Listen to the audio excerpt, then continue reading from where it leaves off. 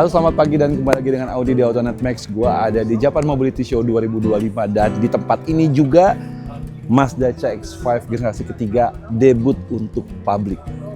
Mobil ini biarpun kelihatannya mirip, tapi punya perbedaan yang signifikan banget. Kita lihat detailnya seperti apa.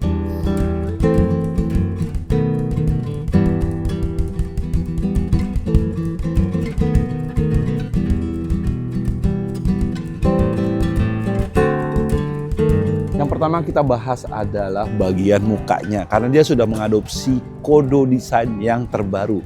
Jadi ini evolusi kodo yang menuju next phase-nya. Kalau kalian pengen lihat next phase-nya kodo, kalian bisa lihat dengan mobil konsep yang di dalam, tapi ini adalah generasi terakhir sebelum berubah total. Jadi dia masih punya kodo shield yang signifikan, tapi sekarang warnanya dikasih bukan chrome, dikasih kayak silver satin. Lampunya juga ditekuk dikit dengan projection lamp yang berbentuk L2 biji di situ. Grillnya pakai honeycomb dan di bawahnya dia kasih aksen hitam lagi, mirip kayak si Mazda yang dari China, si Mazda CX-6i. Jadi garis-garis desain kayak gitu itu diadopsi ke dalam mobil baru ini. Ada aksen menarik atau detail menarik yang disematkan sama desainer Mazda di headlightnya. Jadi headlightnya emang desain baru, tapi di sini kayak ada aksen merah. Ini kalau kita lihat dari profil samping, ini membentuk tulisan 5. Di bagian mukanya ini sekarang di siluet lampu di bagian bawahnya sini ya. Ya, dia kayak ada washer buat lampunya. Jadi profilnya itu dia bikin sengaja jadi kayak wing shape gitu di bagian depannya. Kalau kita lihat benar-benar dari depannya, kelihatan ya karakter Mazda terbaru atau kode terbarunya kelihatan banget dari sini. Entah kalian atau suka atau tidaknya, tapi menurut gue ini masih subtle perubahannya, tidak terlalu signifikan banget. Dan masih menampilkan sebuah identitas Mazda. Tambahan lagi kalau kalian lihat sedikit ke bagian bawahnya, lekukan khas CX-5 itu masih kelihatan di ujung-ujung bumpernya. Dan yang gue sukanya adalah sekarang lipsnya dari fendernya itu dia cenderung lebih maju ke depan. Jadi kalau kalian lihat dari profil sampingnya, mobilnya tuh kayak nyorong, monyong ke depan gitu loh. Tapi bikin dia jadi kelihatan lebih panjang dan lebih elegan. Bagian sampingnya sekarang dia over fendernya dikasih gloss black, mirip-mirip kayak versi-versinya Kuro ya. Dan lucunya lagi ada kayak ada takikan sedikit, itu kayak pasak waktu lagi masang kayu. Itu menandakan bahwa mobil ini SUV banget. Bannya sendiri dia sekarang pakai pelek dilabur hitam semua. Ukurannya 19 inci pakai ban profil 225/55. Desain pelek terbarunya juga dia jadi dilapur black semuanya. For your information, ini versi Eropa ya. Kalau menurut gua peleknya agak kekecilan ya. Harusnya sedikit lebih gede lagi biar area di antara spakbor sama ban ini lebih ketutup. Nah, kita bahas sedikit profil sampingnya. Jadi for your information, biarpun lagi-lagi tadi gue bilang mobilnya kelihatannya sama, pada dasarnya yang sama dari mobil sebelumnya atau dari generasi kedua itu cuman bagian sini ke depan. Bagian sini ke belakang itu berbeda total. Jadi mobil ini sedikit lebih tinggi dan sedikit lebih panjang dibandingin versi keduanya. Cuman proporsinya kata desainernya, kalau mereka bikin langsung ini ngebengkak, itu kelihatannya off. Makanya mereka tambahin ini. Jadi ada yang bertanya-tanya, ini buat apaan sih? Aksen doang? Yes, aksen doang. Seperti tadi gue bilang, mobil ini sebenarnya lebih panjang, tapi panjangnya itu di belakang. Depannya nggak berubah. Buat mengatasi biar depannya nggak kedodoran, mereka bikin satu potongan di sini. Sehingga seakan-akan bonnetnya itu mulai dari depan, berakhirnya nggak di sini, tapi berakhirnya di sini. Sehingga kesan visualnya adalah bonnetnya lebih panjang daripada seharusnya dan mobilnya jadi kelihatan proporsional. Cerdas ya desainernya. Nah, kalau kalian lihat lagi nih, bagian atasnya sekarang jadi lebih bongsor. Ininya lebih tinggi, ke belakangnya lebih panjang. Tapi otomatis juga si desainer Mazda melakukan sesuatu yang menurut gue langsung ngeliat dari awal pertama kali. Tekukan di sini jadi mirip sama Mazda 3. Jadi dia agak blend, agak bidang tapi dibikin halus. Karena garis vertikalnya dari depannya ini dia menghilang tepat di titik sini. Ini untuk menyamarkan bodi belakangnya yang sebenarnya lebih bongsor daripada seharusnya. Nah, di bagian belakangnya baru terlihat perbedaan dibandingin generasi pertama atau generasi kedua. Karena sekarang dia sudah mengadopsi garis desain kodo yang terbaru. Jadi dia hampir mirip sama kakak-kakaknya yang 2 digit, CX-60, 80 atau 90. Garis desain lampu L-nya di sini memanjang, logo Mazda Wing-nya sudah hilang. Karena sekarang digantikan dengan tulisan Mazda. Elegan, jadi lebih elegan. Tambahannya lagi, kalau kalian lihat di sini profilnya dia bikin agak kayak ala-ala ducktail, terus ini melengkung lagi ke bagian bawahnya sini. Jujur, belakangnya terlihat cantik. Untuk versi yang ditampilkan di Mobility Show ini dia pakai hybrid ya. Jadi udah e-Skyactiv G.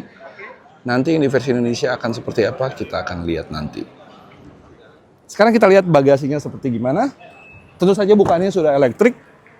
Buka. Nah, bagasinya masih sama gedenya dengan yang dulu, bahkan dia lebih besar lagi. Karena balik lagi, pemaksimalan ruangnya dia lebih bagus. Mobil ini for your information jauh lebih panjang daripada versi sebelumnya. Versi sebelumnya panjangnya sekitar 4,5 something, nggak nyampe 4,6 meter. Mobil ini panjangnya hampir 4,7 meter, 4695 kalau nggak salah. Otomatis ruang-ruangnya jadi lebih lega. Dan gilanya lagi, Mazda juga menurunkan atau membuat si penampang bagian bawahnya itu sedikit lebih rendah. Sehingga memasukkan barang nanti akan jauh lebih mudah dibandingin versi sebelumnya. Oke, sekarang kita masuk ke baris pertama atau interior dari si CX-5 generasi ketiga ini. Dan interiornya beda banget. Pertama, dia didominasi sama layar besar 15,6 inci di bagian tengahnya. LCD display-nya masih ada, resolusinya masih bagus. Setirnya juga masih punya ergonomi yang bagus seperti halnya sebuah Mazda. Tulisannya sekarang udah nggak ada wing Mazda-nya lagi, tapi diganti tulisan Mazda di bagian sini. Dan karena ini sudah pakai touchscreen, dia tidak punya tombol fisikal kecuali tombol hazard yang keren banget berpendar seperti ini. Ada tombol heater kaca depan dan belakang. Di sini kalian lihat PRND-nya, electric parking brake atau hold. Sisanya tidak ada tombol lagi di bagian sebelah sininya. Gantinya adalah kalian bisa dapat tombol yang lebih komplit di bagian tengahnya sini. Untuk adaptive cruise control, rubah mode kamera dan segala macamnya. Untuk pengaturan lagu, pengoperasiannya segala macam di sini. Angkat telepon segala macam juga di sini. Masih punya pedal shift di bagian sini. Tuas yang gue bilang sangat mirip dengan versi sebelumnya. Dan di sini kalian bisa atur AC-nya langsung. Jadi tinggal ditahan seperti ini. Tuh. Ya mirip-mirip kayak mobil Tiongkok sih jujur aja. Jadi ada gesture-nya tuh. Untuk mendinginkan atau memanaskan di sebelah sini. Nah, tapi ngomongin desainnya, gue ngerasa CX-5 ini jadi sedikit lebih tinggi dashboardnya. Dashboardnya dibandingin yang lama itu terasa lebih rendah, yang ini sedikit lebih tinggi. Tapi ini nggak lebih tinggi daripada si bagian layar. Jadi kalau layarnya tetap dilihat, layarnya akan lebih bawah. Nggak seperti mobil-mobil Tiongkok atau Innova kali ya, yang layarnya segede gaban terus nongol kayak nutupin pandangan. Ini nggak, Mazda tetap memikirkan ergonomi situ. Cuman, ada cumannya. Entah kenapa, mungkin ini prototipe ya, pemilihan materialnya tidak sewah CX-5 generasi sebelum ini. Kenapa? Karena di sini lu masih bisa merasakan hard plastik. Di sini hard plastik, soft plastiknya cuma di sini dan di bagian bawah sini. Jadi banyak banget kombinasi hard plastik yang menurut gue membuat dia less premium dibandingin versi sebelumnya. Sekarang kita otak-atik sedikit buat head unitnya. Masih pakai bahasa Jepang semua. Menunya kalian bisa lihat di sini. Lancar sih ya, smooth banget sih ini. Android Auto, Apple CarPlay tentu saja bisa. Dan dia sudah dilengkapi dengan kamera 360 yang punya resolusi cakep banget. Nih lihat deh. Ini masih bisa dimain-mainin gini. Dan resolusi mobilnya sih gile. Bener-bener tajam banget. Tuh. Ya, kalian bisa lihat juga dia kanan kirinya segala macam. Oke, kalau kita masuk lagi ke home-nya. Ini tampilan displaynya. Ya, mobilnya seperti ini. Dan ini widget ya. Jadi kalian bisa pilih widgetnya masing-masing. Tuh. Di sini kalian bisa atur. Bisa dipindah-pindahin dengan ditahan. Tuh. Jadi kalian mau tampilnya di mana? Tuh, ini mau di sebelah sini juga masih bisa. Ini widgetnya tampil sebelah sini. Tuh. Ini mungkin fleksibilitas yang ditawarkan dari sebuah touchscreen. Biarpun jujur aja gue bukan fans sebuah touchscreen. Active Sense-nya bisa kalian lihat dari sini. Setupnya yang bahasa Jepang semua. Fuel ekonominya kalian bisa lihat juga. iStop-nya juga kalian bisa lihat juga dari sebelah sini. Settings. Oke. Settings semua dalam bahasa Jepang. Ya, nanti kita akan lihat ketika mobil ini nanti nyampai ke pasar Indonesia dan sudah tersedia dalam bahasa Inggrisnya. Untuk Qi charging atau wireless chargingnya kalian bisa dapetin sekarang di sini, nggak di depan lagi. Dan di sini ada center console yang bisa kebuka separuh-separuh. Dalam sini masih ada USB-C, ya, buat di sininya. Gue mencari 12 volt, tapi entah kenapa gue tidak menemukan 12 volt. Udah nggak zaman kali ya 12 volt ya. Pengaturan kursi sendiri komplit ya, dia bisa maju mundur, tuh, naik turun, sampai tiltingnya juga ada dia. recline-nya juga oke. Di sini juga masih ada lambar support. Tapi sayangnya lambar supportnya memang cuma 2 arah. Tidak ada memori. Oke. Dan sebelah sampingnya untuk versi Eropa ini juga dilengkapi dengan pengaturan elektrik. Oke, sekarang kita pindah ke bagian belakangnya. Karena improvement paling besar itu ada di bagian belakang atau di bagian baris kedua. Yuk. Sekarang kita masuk baris keduanya. Ini yang paling signifikan. Wow. Jadi for your information lagi, baris keduanya ini hampir 7 cm lebih lebar dibandingin versi sebelumnya. Otomatis legroom luar biasa, abundant, bener-bener lega banget. Ini dengan postur Sano di depan dan dia duduk. No, ini posisi lo ya. Ini kaki gua, gila ini 20 cm ada nih legroomnya. Terus kursi juga dibikin lebih ergonomis. Angle masuk, ingress egress sama footwell-nya sininya juga dibikin lebih rendah sehingga orang masuk itu jauh lebih gampang. Kalau kalian ingat CX-5 yang generasi kedua itu kalau kalian masuk postur gua ya 174 itu biasa kepala harus agak nunduk dikit. Kalau ini jauh lebih gampang karena bukaan ini jauh lebih gede, bukaan pintu jauh lebih lebar dan jauh lebih gampang diakses. Cuman yang gue rasakan dari ergonomi barunya ini, biarpun recline-nya dia bisa di satu step ya. Jadi ini posisi yang agak tegak, ini posisi yang agak rebah.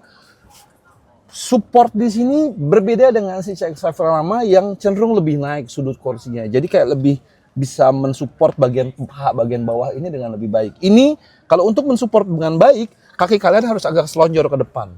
Jadi memang kelihatannya gara-gara dia punya legroom yang lebih, duduk kalian nggak harus begini, tapi duduknya harus agak selonjor ke depan. Mungkin untuk perjalanan jarak jauh harusnya ini lebih nyaman.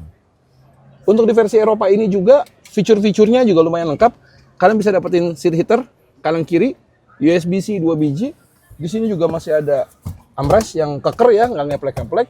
Reclining-nya juga bisa. Dan lucunya lagi, kemarin kita didemoin, Mr. Sano ini sempat marah-marah, katanya ini orang bodoh yang naro headrest kebalik. Jadi ternyata headrestnya bisa dibalik. Begini. Tujuannya apa?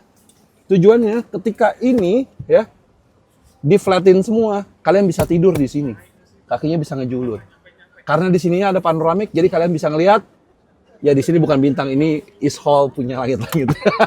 Cuman kalau kalian bawa mobil ini piknik gitu loh atau ke outdoor, kalian bisa tiduran sambil menatap bintang. Katanya. Untuk desainnya sendiri dia sebenarnya masih sama kayak depannya. Dia mengadopsi mode dual tone begini, jadi ada hitam sama ada beige ya. Cuman entah kenapa gue ngerasa, atau karena ini prototipe ya, pemilihan materialnya nggak sewah Mazda yang dulu. Entah nanti di versi Mas Pro-nya, apakah akan seperti ini, karena ini plastik ya. Ini plastik. Desainnya sih sebenarnya oke, karena kalian masih bisa dapetin ergonomi yang bagus untuk tangannya, sandaran tangan.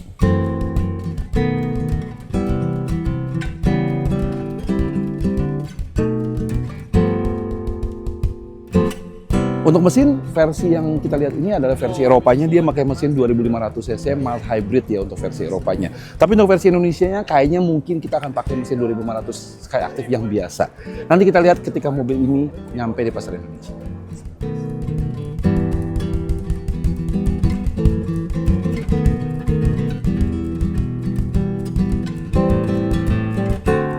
Oke, sekarang kita sampai pada kesimpulannya si Mazda CX-5 generasi ketiga ini. Kesimpulannya ini nggak cuma bentuknya mirip doang, tapi ini adalah sebuah generasi baru yang punya banyak improvement. Dia lebih lega, dia lebih tinggi, dia lebih panjang. Gua nanti berharap Jinba Itainya tidak berubah banyak karena kata desainernya mereka juga men-setting ulang segala macam suspensi dan kekerasan dan kekakuannya sehingga mobil ini harusnya lebih refine daripada sebelumnya. Tapi baik lagi, si CX-5 terbaru ini sekarang berorientasi tidak hanya pada Jinba Itai tapi juga pada kenyamanan terutama di baris keduanya. Karena dia jadi lebih lega, dia jauh lebih nyaman dan dia jauh lebih manusiawi dibandingin versi keduanya atau versi sebelumnya. Gimana menurut kalian? Apakah si CX-5 ini harus nyampe ke Indonesia secepatnya? Tulis di komennya. Oke, sekian video kali ini. Thank you udah nonton. Kalau kalian suka video kali ini, klik like, subscribe, saran, komen, dan tekan tombol lonceng untuk tahu video-video terbaru dari Autonomous. Audi sign off dari Japan Mobility Show 2025 Tokyo. Bye-bye. Kayak CX-60, CX-80, CX-90. Dan Sano baru saja lewat. Itu dipotong dulu.